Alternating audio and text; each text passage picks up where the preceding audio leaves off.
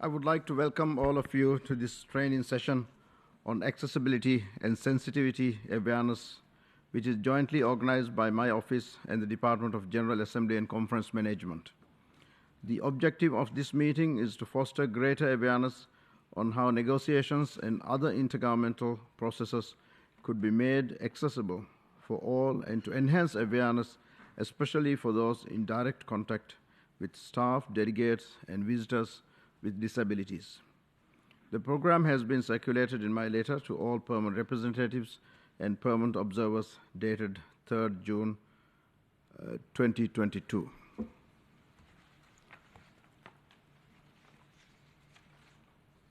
Excellencies, colleagues, it is my honor to welcome you all to this training session on accessibility and sensitivity awareness.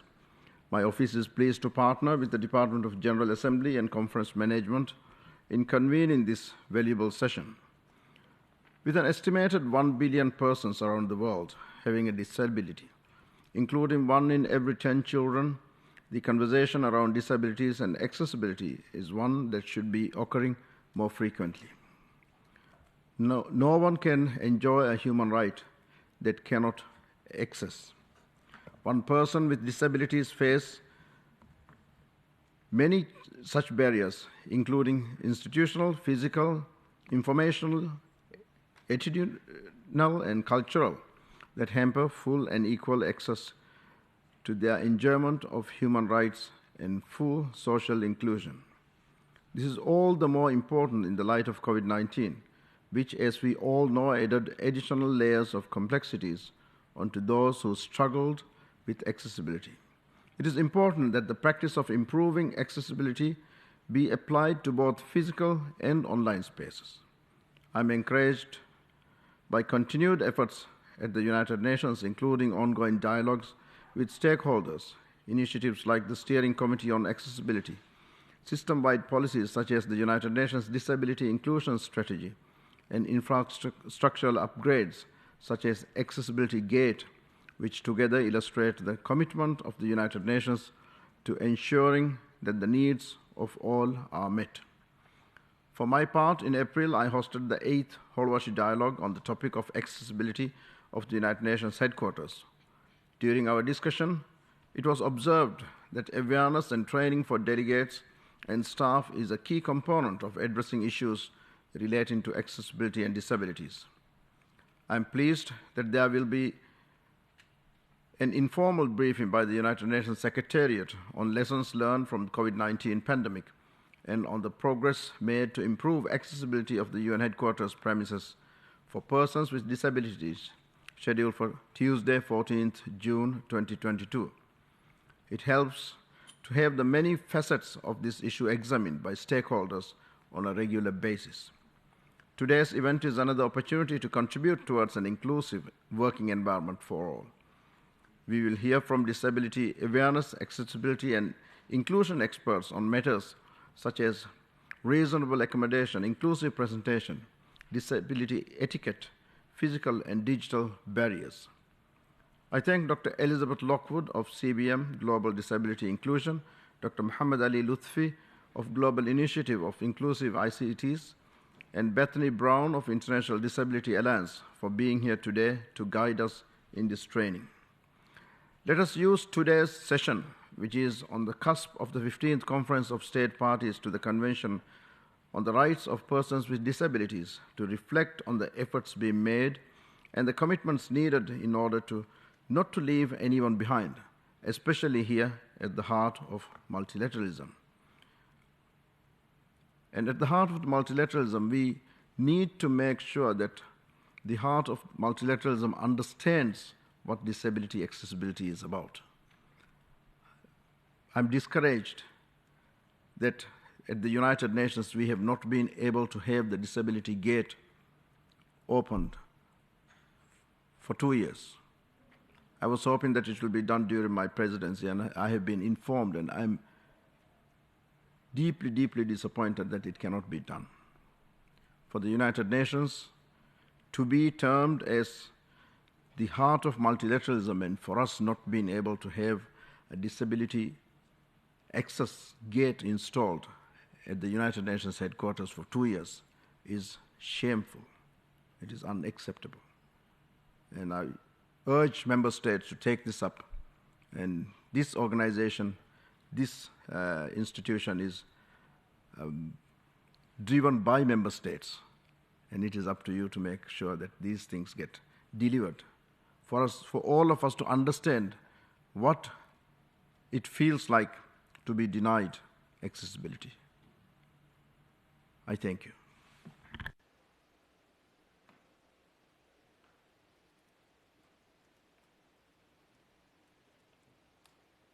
I now invite Assistant Secretary General for General Assembly and Conference Management, Ms. Charith Norman Shallett, to deliver opening remarks. Mr. President, distinguished delegates and participants, it's a true pleasure to be here today at today's session, which is jointly convened by the President of the General Assembly and the Department for General Assembly and Conference Management in order to further sensitize and highlight the various aspects of accessibility and inclusion here at the United Nations in New York. DGACM, as a front-facing department of the United Nations Secretariat, is firmly committed to disability inclusion and awareness in all areas of our work and strive to ensure this daily along with our other colleagues in the Secretariat.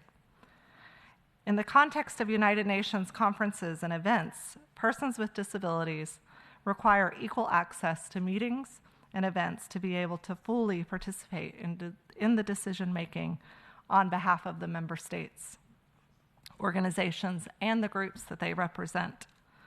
To facilitate this, DGACM ensures accessible seating as established by the General Assembly and related protocols, provides sign interpretation to meetings which have such budgetary entitlements, and to other meetings upon requests where extra budgetary funding is provided.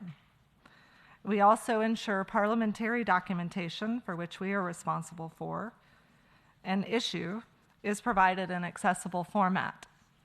In addition, Braille printing is available on demand. Our meeting service assistants are well trained in awareness and are always ready to assist. In addition, the Accessibility Center, which DGACM manages, provides assistive devices and wheelchair charging. But even with all of these efforts, we know that there is still a way to go in terms of providing more services and covering a wider scope, especially in the digital domain.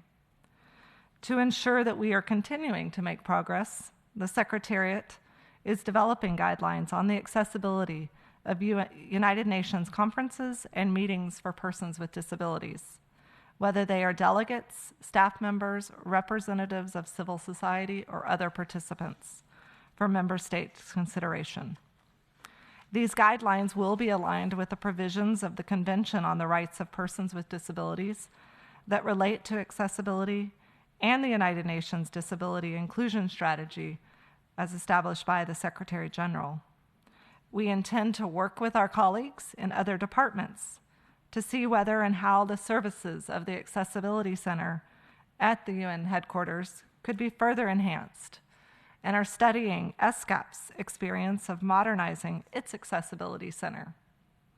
We will also continue to engage with the PGA's Steering Committee on Accessibility and look forward to member states' guidance, as well as thank them for their support. In conclusion, let me reiterate that the objective of today's meeting is to foster greater awareness, especially for those in direct contact with staff, delegates, and visitors with disabilities. This is perhaps the most important starting point in advancing our common agenda. Thank you very much. I thank the Assistant Secretary General for General Assembly and Conference Management for her statement, and I hand over the conduct of the meeting to her. I apologize, I have to attend another engagement, and I wish you all the best. Thank you.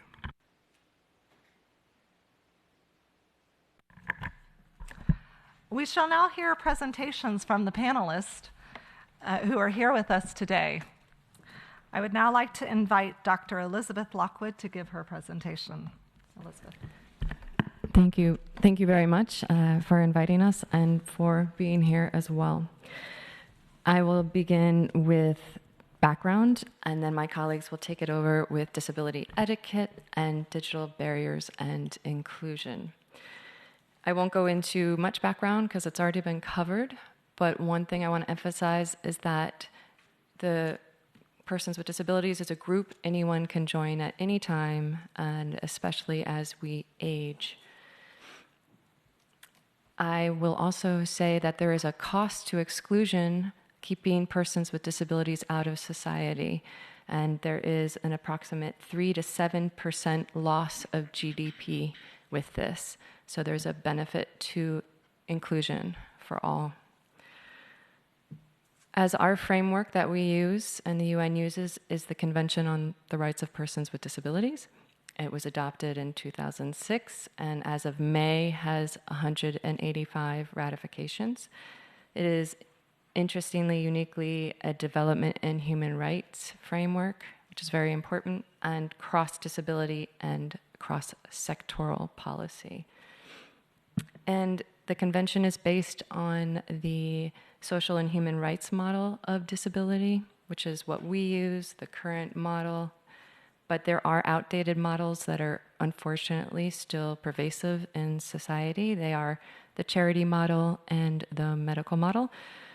Briefly, the charity model is looking at disability as an object of pity, as burden, and the medical model looks at disability as something that's broken and that needs to be fixed, whereas the social human rights model looks at disability as something neutral and something different from the average. And it's something that we as society and the individual can work together to adapt. So now looking at definitions, what is disability? The convention doesn't explicitly define disability, but it is the interaction between a person with a disability and society. So it's evolving, something we can all do to change and improve. And there aren't lists of disabilities in the convention because these are also changing, like long COVID, which wasn't in existence in 2006. Accessibility is another very important word to define, and this enables all persons with disabilities to actively participate on an equal basis with others. It goes beyond physical environments, and Mohammed will talk more about this soon, and it benefits everyone, like the captions we have right now. So it benefits not only deaf and hard of hearing people, but people who maybe it's loud or English isn't your first language if they're in English. So it's beneficial for all. And it's important to point out accessibility changes depending on the context and the country. Inclusion is another important word. Inclusion means that it's an environment where all people with disabilities are able to access information, a facility, and equally to others, and that all groups can participate and benefit from processes and outcomes. And the last definition is reasonable accommodation. So this is different than accessibility since it's related to the individual with a disability, where accessibility is related to groups. It's a more general accommodation is requested by the individual, and accessibility measures are automatically put in place. And it's important to note that accommodations differ per person. So two deaf people may have very different accommodations. One might have a sign language interpreter and one may not, might have captions. And now I will hand it over to Bethany. Thank you.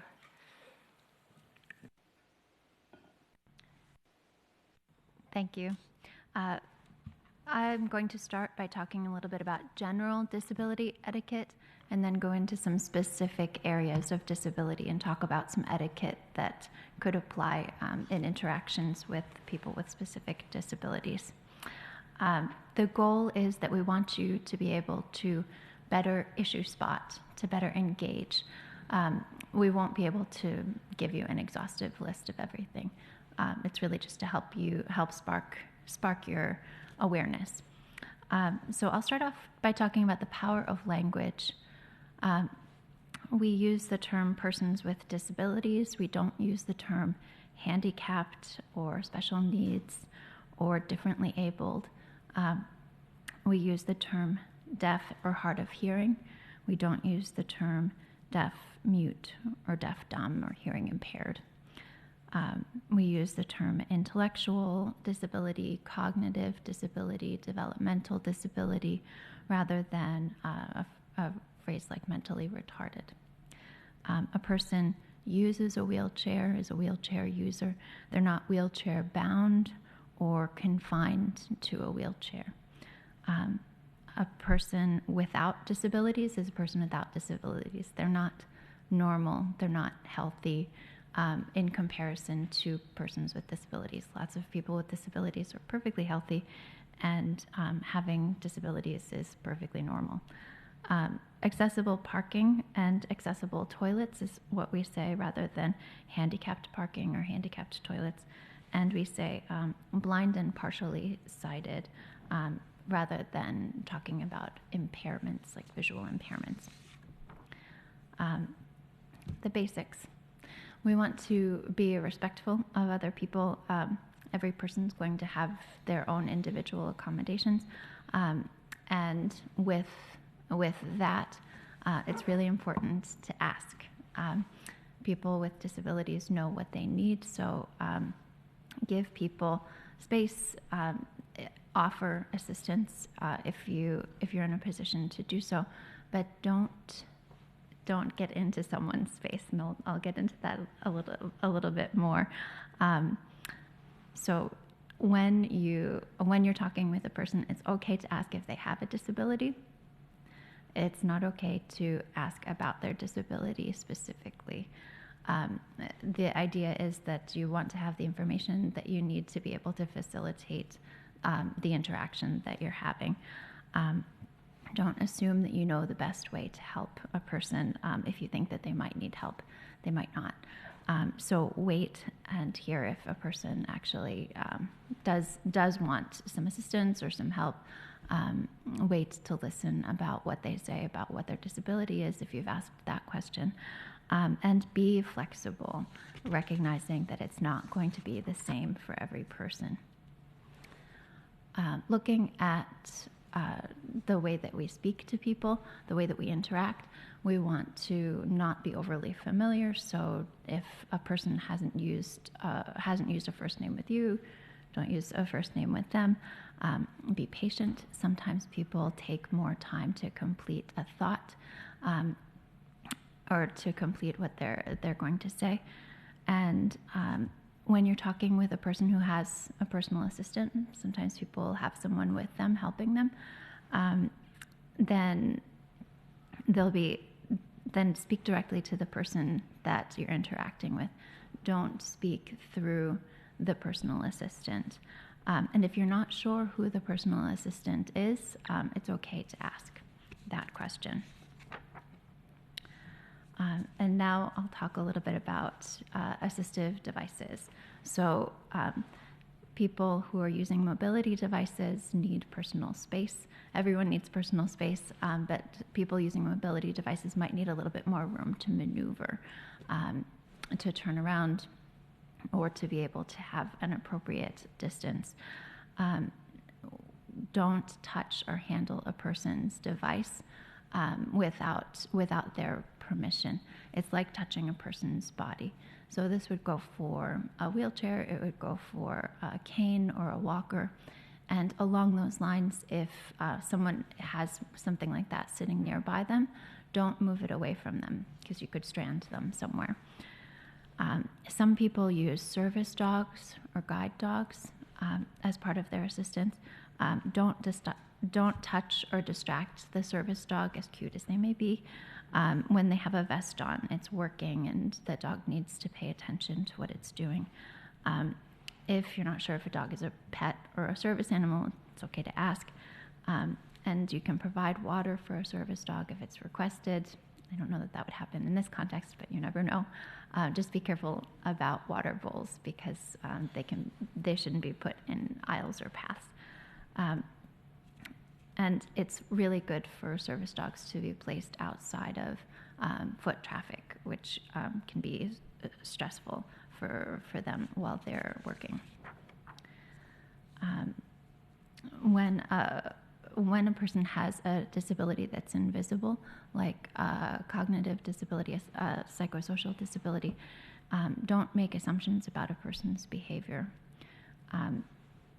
Wait for answers. It can take a little bit longer for processing, and communicate with them in clear, positive, and calm ways. We all sometimes, when we feel like when we feel like we're not fully understanding each other, we can raise our voices a little bit to try to be heard, to try to be understood. And in this case, that can actually escalate misunderstandings. So that's important to take into consideration. And I think I'll move on to some specifics about blinded, partially sighted people now. Ask first if a blind person needs assistance in moving around. Don't touch someone's arm or pull them along thinking that you know where they want to go. That can be really scary, and I think that every blind person I know has a story about someone thinking that they knew where the person was supposed to go and ending up in the wrong place, which is completely disorienting and potentially dangerous. Blind people need their arms for balance, and so if they need to be guided, then they'll hold onto your arm or hold onto your shoulder usually, but this is something that you can talk about and work out. And identify yourself before you make contact with a blind person. It's particularly important to say your name. And it's also really good to introduce a person to others in a group so that they aren't excluded. And next I'll move on to deaf and hard of hearing people. Always use direct eye contact. That's particularly important for deaf people and people who use sign. Speak directly to the person, not to an interpreter who might be next to them. Speak at a normal tone and pace. Allow only one person to talk at a time in groups. That's really important. And keep things out of your mouth and don't turn away to the side. It keeps people from being able to gather cues from a person's face. Allow time for responses. And if you're talking specifically to a person who is deaf or hard of hearing, it can be helpful to say their name when you're addressing them so that if you have a question, they're extra clued in. If there is no certified and qualified sign language interpreter, use the person's preference for communication, which could be using your phone to text, to read together, or to take notes on paper. Or depending on the context, it might just be a matter of using not sign language, but just general gestures that everybody would understand. You can ask how best to communicate with the person, and the person may ask you they'll tell you what they need. If a person has deaf blindness, there are some extra considerations to take into account. The person may ask you to move into their visual range to get particularly close, or to place their hands gently on the side of your neck to be able to feel the vibrations in your throat. It's part of how people can communicate together. Again, this can't be said enough. Speak directly to the person, don't speak to their personal assistant, and be patient. It takes twice as long sometimes to communicate with a person with deaf blindness. And lastly, I will cover people with intellectual disabilities. Speak to the person in plain language using concrete concepts. Don't fall into the trap of treating a person as if they're a child.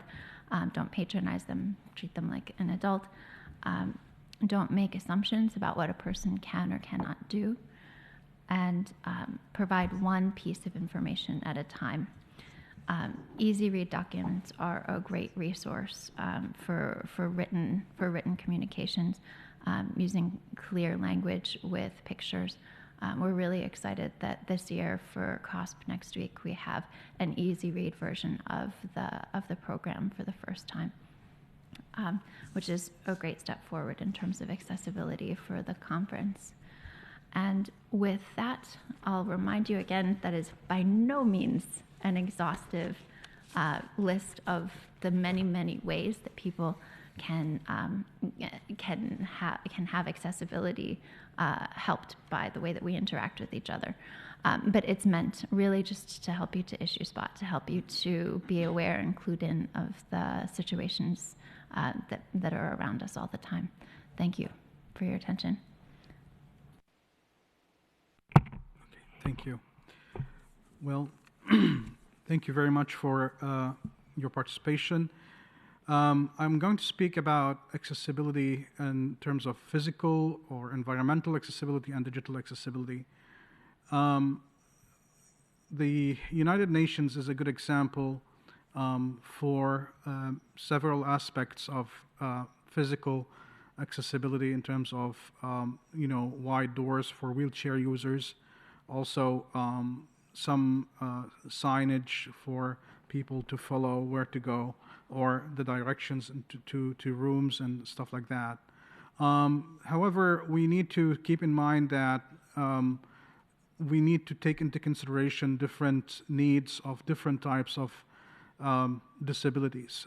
For wheelchair users, we need to make sure that we have enough space for wheelchairs to navigate or to maneuver around barriers, and also at rooms where we have meetings and conferences, we have enough space for wheelchairs to enter the room and to sit in an appropriate spot in the room.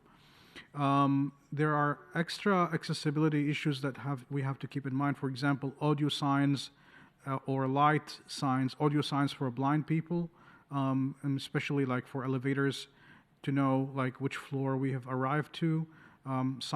Light signs also, or signage or something in writing where deaf people can also follow where to go or where they are. So it's very important to make sure that the setup of any room or any building has to be safe, to keep errors to the minimum so people won't put themselves in any danger.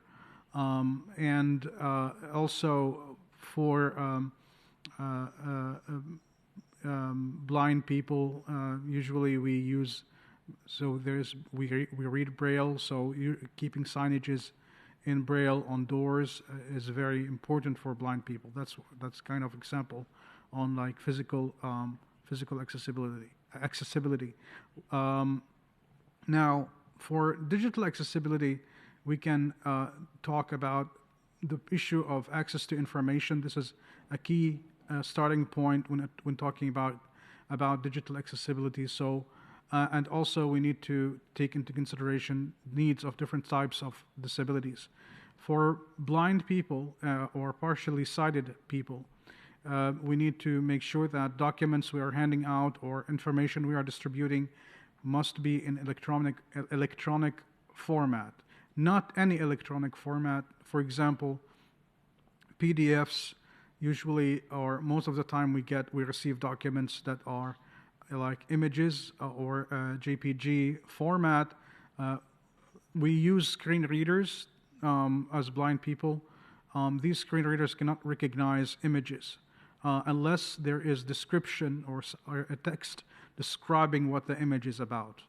But usually when reading documents like programs or reports, we have to make sure that these reports are saved in readable format. Even PDFs nowadays are becoming more and more accessible, and they are becoming more and more readable for blind people.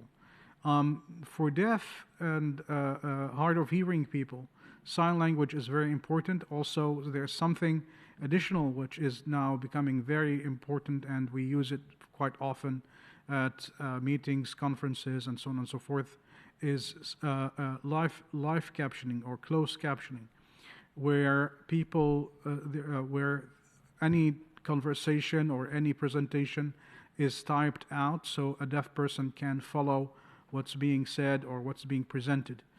Audio description for videos. Blind people cannot follow all scenes or images posted through any video used in presentations or any image that is used in presentation. As I said earlier, texts is very important, but also audio description is very important for videos that are being presented during meetings. Also, when we nowadays, because of COVID, we have switched to virtual platforms, Zoom and Microsoft Teams and so on and so forth. It's very important to be aware of the different settings and menus of these Zoom platforms and where to find the accessibility aspects of it. And during meetings, at the beginning of each meeting, you have to make sure that that audience who are blind or hard or deaf or hard of hearing know where they can find, for example, certain buttons that they will use during the meeting. For example, interpretation, if you're offering language interpretation or sign language or captioning for deaf people, they need to know or where to find the captioning on the screen. And usually we have to make sure that on the screen captioning has to be in a visible place, on a visible background, making sure that it's written in white on a black background, because otherwise people cannot follow clearly what's happening or what's being written. Now, for conferences and events, it's very important every time you organize an event. You have to, and now people register for the event to participate in. To participate in events, they register, and there will be online forms. These online forms have to be accessible. There are standards, and for each one of these digital accessibility aspects I'm talking about, there is a set of standards that are recognized worldwide. For example, ISO has its standards. The European Union has its standards on digital accessibility. Here in the United States, the 508 of FCC, the Federal Communication Commission, has its standards on accessibility. So these standards explain to us how to make sure that whatever we are using, especially online sources, how to make sure that they are accessible. So not any online form for registration is accessible for persons with disabilities. There are certain standards to where people can navigate, read, and search or use links and buttons on the screen. So there is a set of standards for that. Now, it's very important for online registration forms for conferences that they should include a question about accessibility, asking a person if he or she or they have a disability and what kind of accommodation they need. Accommodation here, I'm referring to accessibility, whether they need Braille format material or electronic format material for the conference, or if they need assistance during the meeting, like somebody to help them, to guide them from room to room or through any conference setup. So this is very important. And we have to make sure that for any event or any conference, there must be a person who is in charge of accessibility for persons with disabilities, who would be prepared to accommodate needs of persons with disabilities when it comes to accessibility. And for presentations, usually people use graphics for presentations. So any person who is presenting at a meeting or a conference or anything, especially when they use graphics, these graphics must be explained in words for any person, for making sure that blind people can understand what's on the graphics. So again, sign language interpretation must be available at meetings. Closed captioning must be available at meetings. electronic format material must be also provided for the blind people. And I would stop here. It can be a very exhaustive list of accessibility standards, and we can talk a lot more about it if you have questions. Thank you. I would like to thank very much Dr. Lockwood, Ms. Brown, and Dr. Lutfi for their remarks and very helpful points. I now want to open the floor up. This is an interactive segment. So for any questions or comments, the panel is here and happy to answer any follow-on questions. So I open the floor now.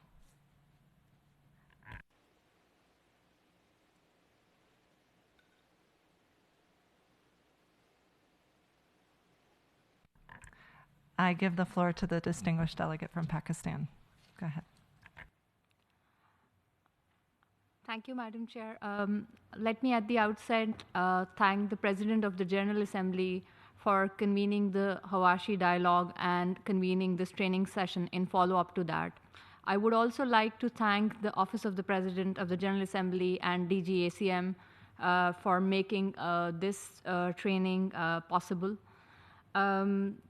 We heard from our distinguished panelists for their presentations, and we highly appreciate their comments and the ways and means that they have explained to all delegates how to make an inclusive and accessible work environment possible for persons with disabilities at the United Nations.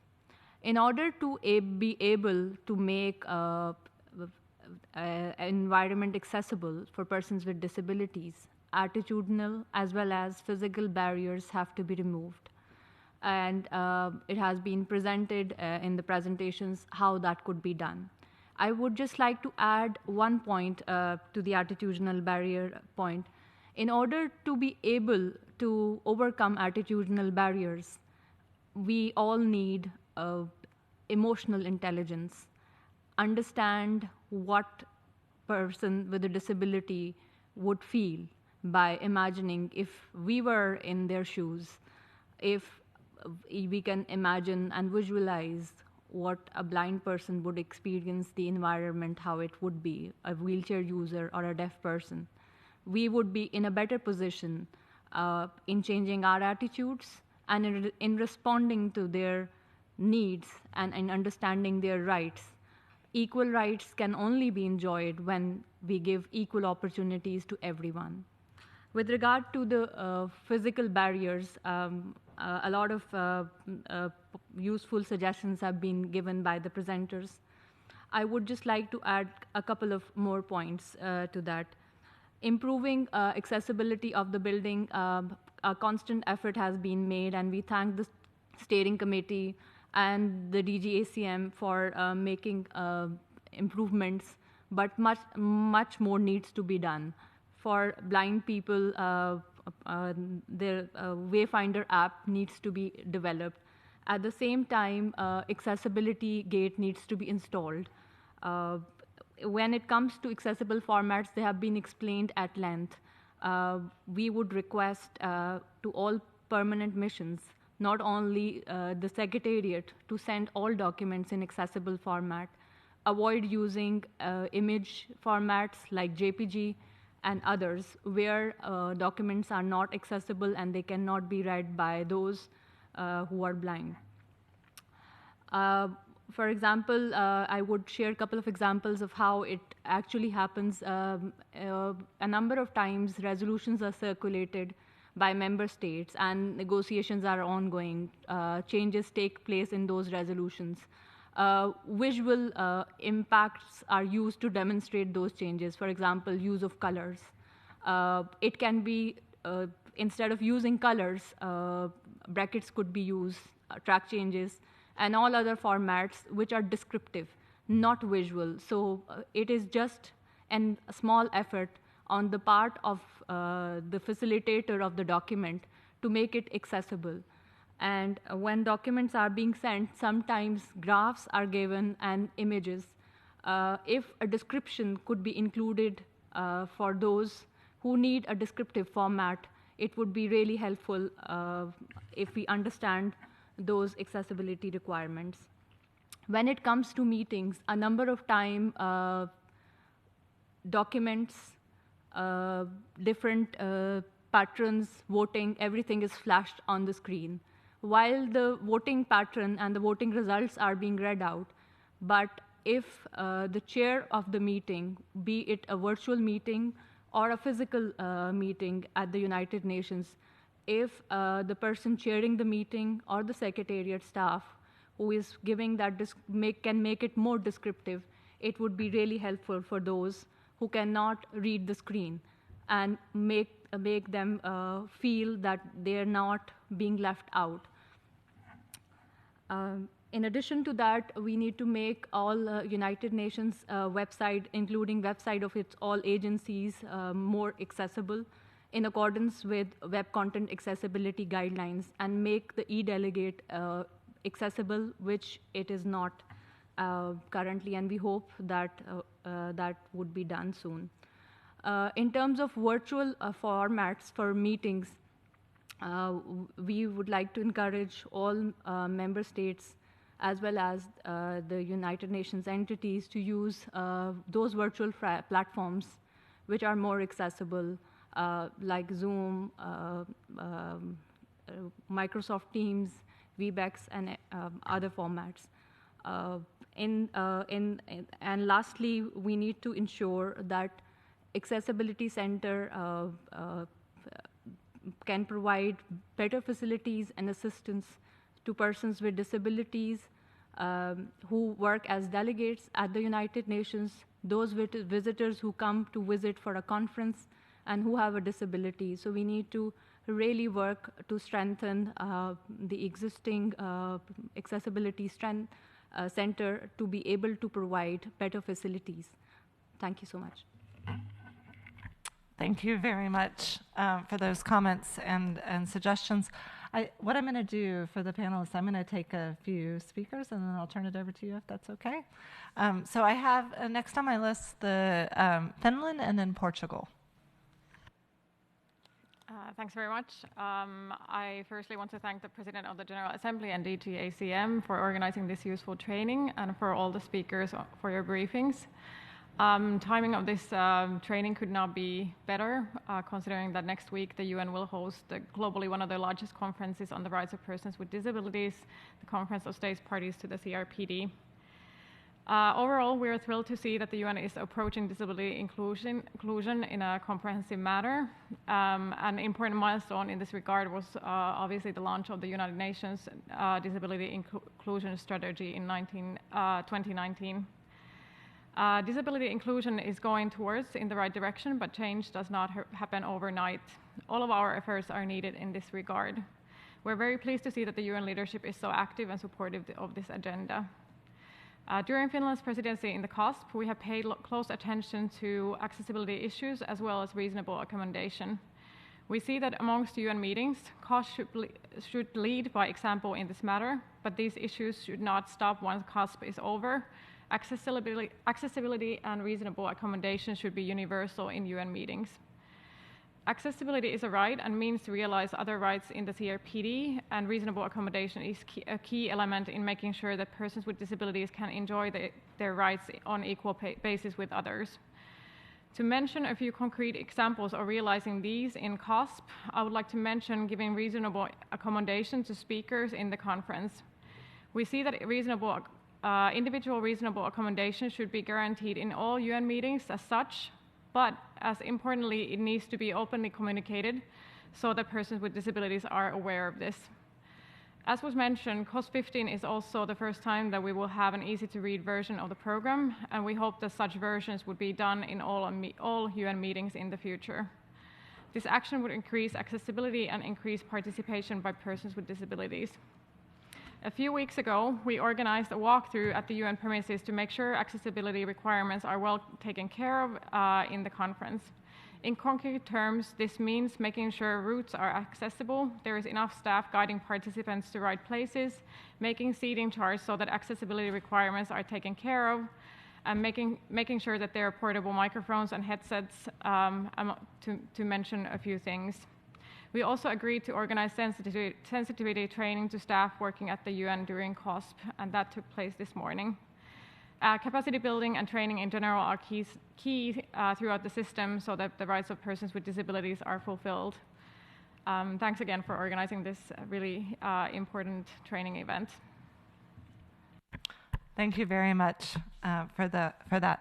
I now invite Portugal to speak. Thank you very much. Thank you, Madam ASG. Thank you to the PGA for organizing this training event. I think it's indeed very much relevant, and I would like to thank all members of the panel for their wise words. I can speak for myself. I've learned a lot in this last hour or so.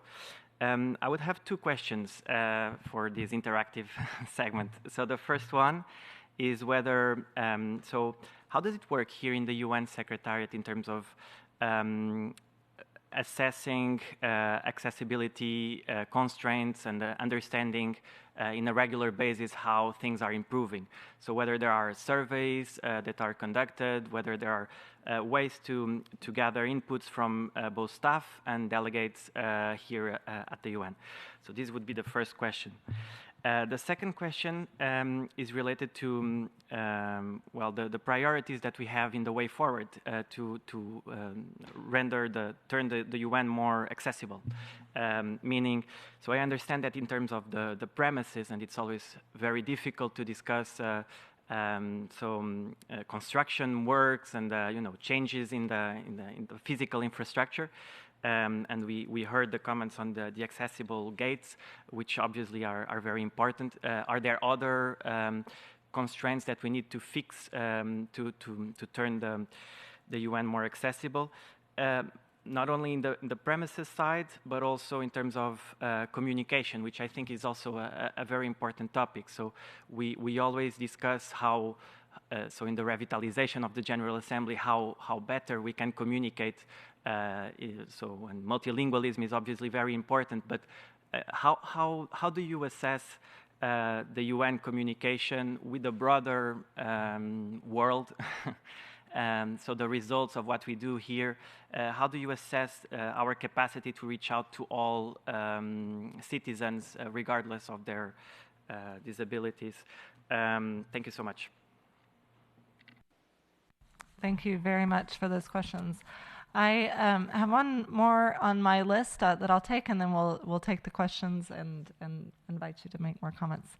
The United States. Thank you so much, Madam Chair, and wanted to start off by thanking the Office of the President of the General Assembly for convening us today together with DGACM and for both of your offices' ongoing commitment to disability inclusion and accessibility, and also wanted to thank our panelists as well, and wanted to say too, I know my colleague from Finland mentioned various preparations that we have ahead of the Conference of States Parties. We were proud, the United States is proud to be co-chairing the Accessibility Steering Committee that was mentioned. We were happy to be part of some of the preliminary planning ahead of the COSP, including training with UN security this morning with our esteemed panelists, as well as doing walkthroughs, and hope that the steering committee can continue playing that role.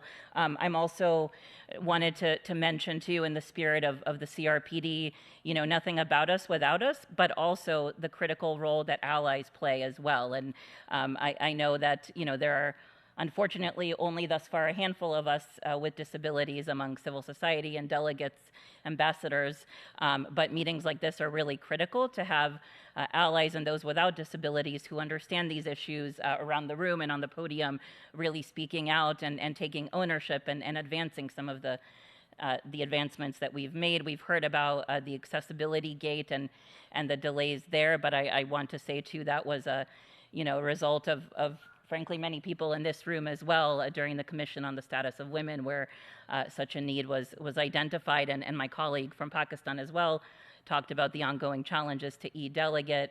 There's a few other issues that we're working on as well through the steering committee. We encourage, membership is open to everybody. We encourage everyone around the room to join as well. I heard colleagues from the panel talk about, having clear registration systems that talk about reasonable accommodation. And I just wanted to add to that, keeping them simple and allowing write-in options as much as possible, because no two people, even with the exact same disability, have the same accommodations or preferences or plans, the way that we navigate the UN. And I would just also say too that while we've made a lot of progress, it's those of us who use the UN and the delegations impacted year-round that still have challenges that remain. Particularly, for those that don't know, there is now a proposal.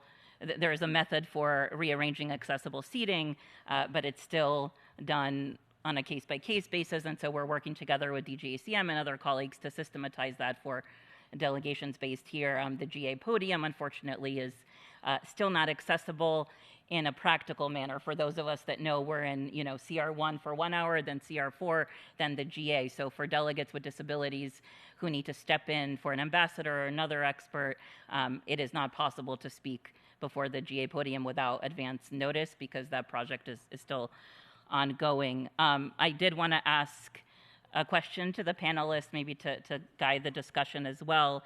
Do you have recommendations on inclusive and accessible meetings in a multilateral setting? For example, I think all of you touched on this, where there may not be a consistent spoken language used requiring verbal interpretations as an accessibility measure for participants, but persons with disabilities may also require the use of CART or sign language interpretation. And along these lines as well, I'm happy to see that this meeting is fully accessible. I want to encourage us to not only have disability-specific meetings on topics related to accessibility be accessible, but that all UN meetings one day hopefully will be accessible. Thank you.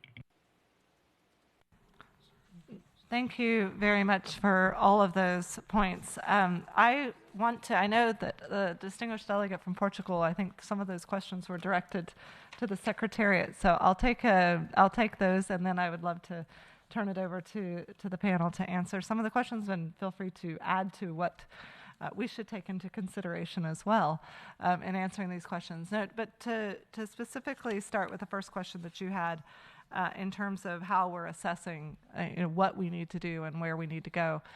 There are surveys absolutely conducted, engagements, be it through DGACM and the member states and the meetings that are happening, but also the other departments and the services that they provide, so the Department of Operational Support. I know our colleagues from DSS who are here with us today, and others, they're consistently trying to seek that feedback from participants, from clients, et cetera. We also do regular walkthroughs to assess what is there physically there, what is needed, and that feedback, that loop is very helpful. We also engage with outside entities to help us understand are we meeting the mark, and so we'll continue to do that. In terms of the way forward, there are several things underway that have been mentioned, some that were mentioned by us in our statement, but also that have been mentioned by the delegations, be it our registration systems. We did launch an online tool in 2020, definitely looking to see how we can improve that as been highlighted and recommended. The other accessible formats, making sure that even though we may be following that, encouraging and getting that guidance out. There's physical upgrades. Obviously, the accessible gate is a big issue that is being handled by the Department of Operational Support, and others, whether it's accessible seating, the podium that was mentioned. A lot of these are initiatives that are being looked at and managed by other departments that will continue to advance. In terms of outreach and communications, I think collectively the Secretariat, DGACM, is one of many departments that are involved in this. We would continue to ensure that, looking at our own systems, making sure that the digital space that is accessible, but also trying to get the word out through our reporting, through the General Assembly, but also our own individual communication efforts. So I'll stop there, and because I do want you to hear from the experts. Thanks. Sure. If I can start answering some of the questions. First of all, I would like to thank Her Excellency, the representative of the state of Pakistan. You confirmed lots of things we presented here on the panel, but I would like to also add that the idea of having an app, where a navigation app for the United Nations is very important, especially for blind visitors. Now, for Zoom and virtual platforms, I have to admit, because of the pandemic, and because we have to rely on virtual platforms a lot. We worked a lot with these companies, Zoom, Microsoft Teams, sending them feedback on these virtual platforms, and I have to say that they have improved quite a lot. So yes, there are lots of accessible virtual platforms that can be used. Of course, there is always a room for improvement. I would like to also say that it's very important always to test anything that you are offering in terms of accessibility or accessible format, especially online forms, surveys, questionnaires, and so on and so forth. There should be a person at the accessibility office, if there is an accessibility office, whose job is to just test all these surveys. Even if there is a colleague of yours at the department who has a disability, who is especially a blind staff, we usually do that at our organizations. Sometimes we create surveys and questionnaires, and it gets tested by one of our colleagues who's blind, like myself or somebody else. And last but not least, I would like to say that budgeting is very important. We need to revisit and evaluate how much we budget for accessibility and reasonable accommodation. It's not enough to say that we have money for that. We need to make sure that these issues are sustainable. We cannot just budget quite a bit because we want to budget it. No. And I would like to say that this has also to be replicated in your countries. The United Nations should become a model for countries, especially developing countries. We don't want to see this only at the United Nations here in New York. We have to see it all over the world, in countries, at country offices, at different headquarters of the United Nations. And I second the suggestion by the representative of the United States that we don't want to see accessibility and reasonable accommodation taken into consideration only for disability-related meetings. This is a very important thing. And last point I want to make: take advantage of us, use us. We are your colleagues. We are your partners and your allies. We can help a lot as experts on disability and on inclusion and accessibility to help you improve your accessibility commitment. Thank you.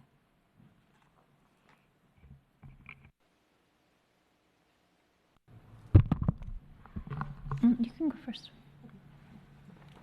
I just second that very much. I just have one additional point, that we recommend that there are periodic mandatory awareness trainings, and the mandatory part is very important.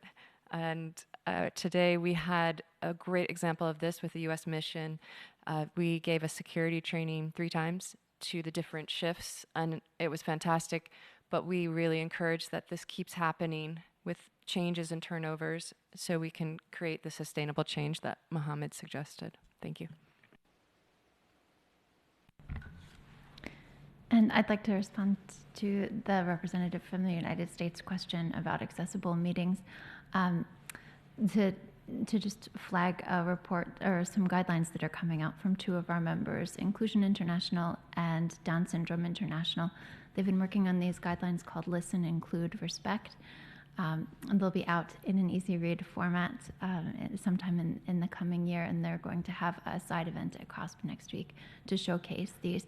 And what we're learning from these organizations of persons with disabilities is that easy read is really only the beginning. It's not the whole story. To have accessible meetings for people who have intellectual disabilities, we also need to make sure that we get information out earlier, make sure that the longer a document is, the more time a person might have to go through it, or recognizing people with intellectual disabilities when they raise their hand or want to speak right away, so that it's before a conversation has moved on. And those are things that really take it beyond easy read, because it's about information flowing both ways. It's about making sure that everyone can benefit from the contributions that people with intellectual disabilities have to make. So that's something else that I'd add around that point. Thanks for raising the question. Very, very helpful. Any other questions or comments for the panelists before we?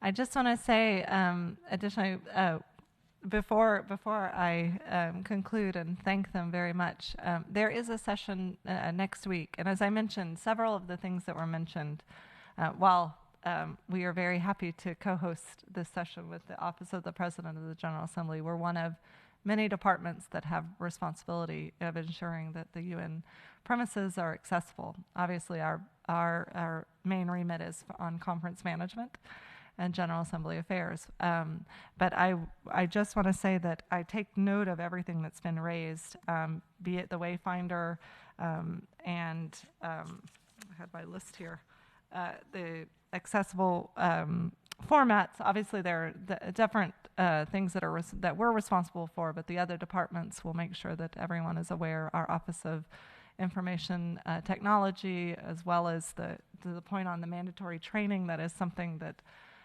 in terms of the feedback loop, even on the staff side and what we're doing as a secretariat, as an employer for persons with disabilities, making sure that. So that's our department for management, strategic policy and compliance, but also our Department of Safety and Security, who's very front-facing, is here. Robert Delaney, they are very focused on ensuring that their personnel have that training as well. But I could go on down the list. Our Department of Global Communications, responsible for our communications. So all of these things will be taken and shared. But next week there is a session on the GA, under the GA revitalization, the working group, where we as a secretariat as a whole, DGACM is one part of that, has been requested to provide updates on what we're doing to make the UN headquarters more accessible. So we'll have an opportunity to also provide specific details from those respective departments. But I just want to thank the panelists so very much for your very insightful and helpful, as you've heard from the floor. I think all of us have learned something more in our efforts, and just to say that we very much appreciate your report, providing a report card as well of sorts, and keeping us accountable. So thanks everybody for being here. Fernando, I wanted to see if you wanted to say anything in conclusion. Thank you. Thank you, Chair, and thank you all the panelists. And on behalf of the President, maybe a couple of words from our side, just to say that he's very well aware of the importance of the UN, not only to set a standard, but the spillover effect that could have on our own national governments and around the world. So he has been pushing since the beginning on this idea that we have to be not only setting a standard, but fulfill in our own house those accessibility requirements. And I think that we are facing now a moment that we need to move to make the UN not only accessible for disability-related meetings, but for all the work that we done here. And in that way, I just want to, on behalf of the President, specifically thank those colleagues with disabilities to take the lead in every meeting to teach the rest of us how we can make the UN a better accessible place for them and for the future other colleagues that hopefully will come in bigger numbers. So you are opening the door for them, and we are very grateful for that. And I think that's part of what we try to help. Just to conclude, and a message from member states, the issue of revitalization was raised. We can set a lot of standards, but if there is no clear guidance from member states through revitalization that comes together with budgeting, is not much that the UN as a secretariat can do. So it's also good that your colleagues from third committee speak with your colleague from fifth committee, and there is an integrated approach also on the missions on that regard. So thank you for assisting today, and I hope that this discussion continues. Thank you very much for that, ladies and gentlemen, delegates. We have come to the end of our time for this training session on accessibility and sensitivity awareness. The meeting is adjourned.